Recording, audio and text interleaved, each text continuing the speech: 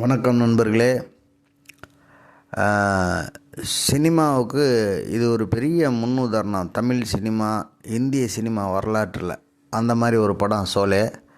அந்த படம் இப்போ ரீரிலீஸ் ஆகிருக்கு. தர்மேந்திராவுடைய இந்த இறப்புக்கு காரணமாக அந்த புகழ்ச்சியில் அவருடைய வல்லமை தெரியறதுக்காக ஒரு நல்ல இன்றைக்கி இருக்கிற தொழில்நுட்பத்தில் மாற்றி பிரிண்டை போட்டு ரிலீஸ் பண்ணியிருக்காங்க இந்தியா முழுவதும். இந்த படத்துக்கு மிகப்பெரிய சிறப்பு ஒன்று இருக்குது. பழைய காலத்தில் எம்கேடி தியாகராஜ பாவதர் அப்படிங்கிற ஒருத்தர் 3 வருஷம் தீபாவளி கொண்டாடின ஹரிதாஸ் அப்படின்னு ஒரு படம் இருக்குது நம்ம ஊரில். 3 வருஷம் தீபாவளிக்கு ஒரு படம் ஓடிக்கிட்டே இருந்திருக்கு ஒரு தேட்டரில். அந்த ஆப்ரேட்டர் அந்த படத்தை பார்த்து பார்த்து என்ன ஆயிருப்பான்னு தெரியல. அது மாதிரி இந்த சோலே படம் இங்கே கிட்டத்தட்ட 1.5 வருஷம் ஓடி இருக்கு. 1.5 வருஷம் ஓடினதில் இந்தியிலேருந்து வந்து இந்தி சினிமா துறையிலேருந்து வந்து இங்கே நாங்கள் கல்வெட்டு வைக்கணும், எங்கள் படம் இந்த வரலாற்றில் தமிழ்நாட்டில் இப்படி ஒரு எந்த படமும் ஓடுனதில்லை அப்படின்னு சொல்லி கல்வெட்டு வைக்க வந்திருக்காங்க.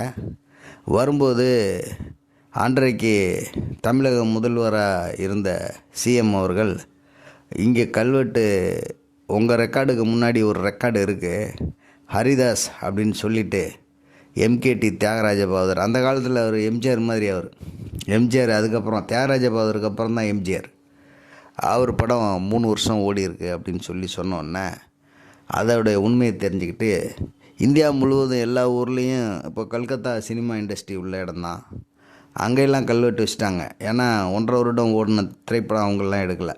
நம்ம ஊரில் மட்டும்தான் 3 வருடம் ஓடிய திரைப்படம் எடுத்திருக்கோம். ரிலீஸ் பண்ணி 3 வருஷம் தேட்டர்லேயே நல்ல கலெக்ஷனோடு ஓடி இருக்கு. அதுக்கு இனே அந்த சோலே படத்தை 1.5 வருஷம் ஓட்டி நல்லா எடுத்திருக்காங்க. இப்படி ஒரு படங்க.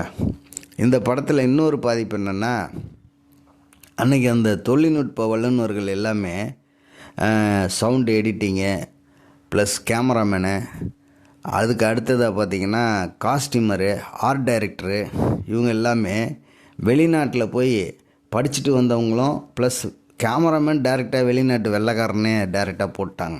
படம் பிரமாதமாக இருக்கும். படத்தோட கதை என்னென்னா, 2 திருடனுங்க. அந்த 2 திருடனுங்களும் ரொம்ப திறமைசாலியான திருடனுங்க. சென்டிமெண்ட்டுக்கு அடிக்ட் ஆகிடுவாங்க. அதுதான் ஒருத்தர் தர்மேந்திரா, இன்னொருத்தர் வந்து அமிதாப் பச்சன். இவங்க 2 பேரும் நண்பர்கள்.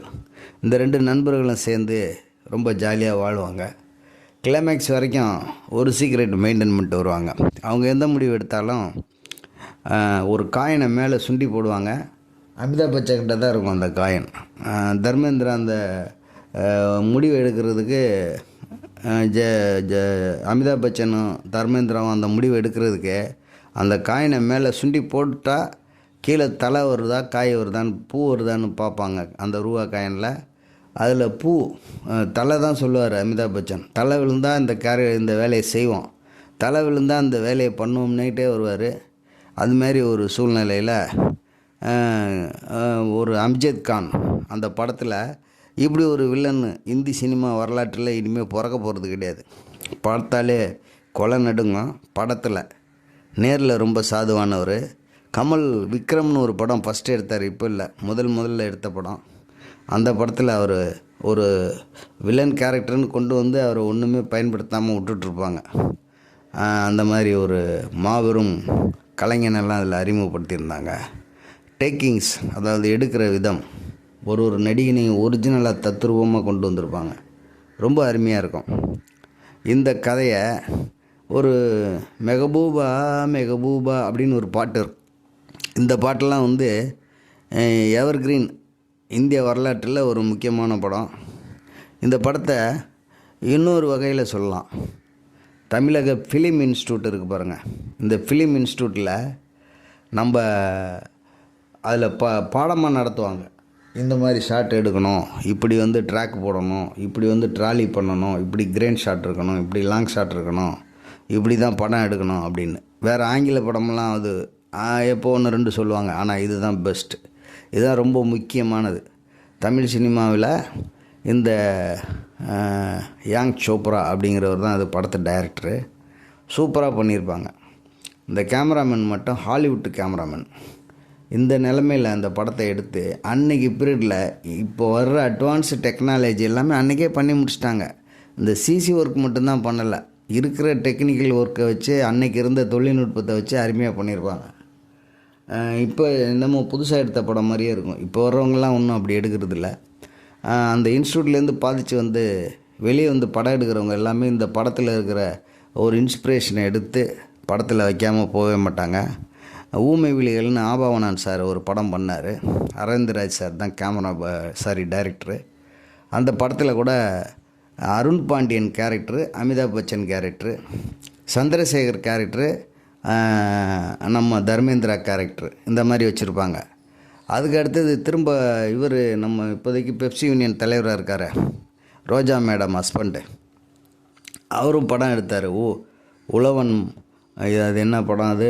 ஃபஸ்ட்டு வந்து அருமையான ஒரு புலன் விசாரணை அந்த படம். அதுக்கு அடுத்து 2வது படம் கேப்டன் பிரபாகரன். இது எல்லாமே அந்த இன்ஸ்டியூட்டில் இந்த சோலே படத்தோடைய பாதிப்பு எல்லாத்துலேயும் இருக்கும். 2வது படத்தில் ரொம்ப இருக்கும். மன்சூர் அலிகான அப்படியே பழைய காலத்து அந்த கப்பர் சிங் கேரக்டர் சோலையில் இருக்கிற மாதிரியே கொண்டாந்து உள்ளே திணிச்சு அதை தான் வீரப்பன் கேரக்டராக வச்சுருப்பார். அடுத்தது அந்த மெகபூபா சாங்கை தான் ரம்பா ரம்பா ரம்பா தான் ரம்பா பொண்ணு சம்பாதான்னு சொல்லிட்டு ஒரு பாட்டு. அதே மெத்தடில் அதே மாதிரி காட்டுக்குள்ளே அமிதாப் பச்சனுக்கு முன்னாடி ஆடுற மாதிரி அங்கே வந்து அந்த மெகபூபா கேரக்டர் ஜீனத்தம்மன்னு ஒரு மிகப்பெரிய பழம்பெரும் நடிகை. அவங்களுக்கு இன்றைக்கி 90 வயசு இருக்கும்.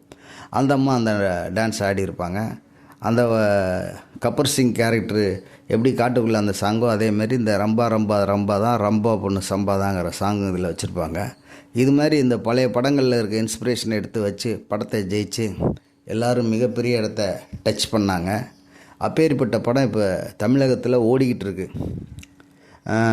மேக்ஸிமம் பழைய ஆளுங்க எல்லாருமே பார்க்குறாங்க. நீங்களும் அதை விருப்பப்படுறவங்க எல்லா இடத்துலையுமே 4K ரிசல்ட்டோட லேட்டஸ்ட் டெக்னாலஜியில் வந்திருக்கு. போய் பார்த்து மறுபடியும் இதற்கு அமிதாப் பச்சன், தர்மேந்திரா இன்றைக்கி நம்ம இடத்துல இல்லை.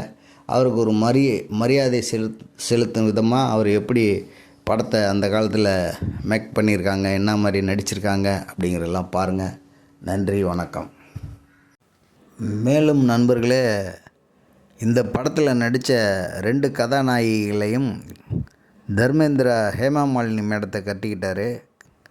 இன்றைக்கி எம்பியாக இருக்காங்க பிஜேபி கட்சியில். அமிதாப் பச்சன் ஜெயா பச்சன்னு இன்றைக்கி பேரில் இருக்காங்களே, அந்த விதவை கேரக்டராக இருக்கிறவங்கள அவர் ரியல் லைஃப்பில் இவங்க கல்யாணம் பண்ணிக்கிட்டாங்க.